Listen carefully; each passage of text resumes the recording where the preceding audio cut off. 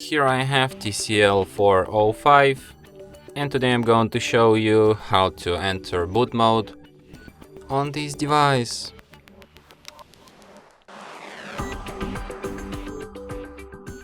So firstly you have to turn your device off by holding down power key, then tap power off, and after it turns off completely, hold down combination of keys, power key plus volume up at the same time for a couple of seconds like this.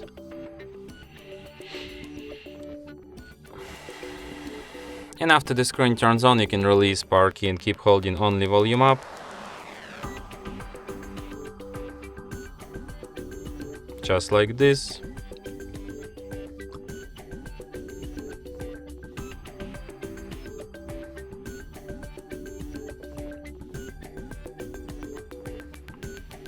In the following menu, you have to use volume keys to navigate and power key to select, and select the second option, reboot to bootloader, and after that you will enter boot mode. So here you will see small letters saying fast boot mode, which indicates that we finally in this so-called boot mode. If you want to quit this mode, just hold down power key for about 10 seconds, and after that device will be restarted just as usual.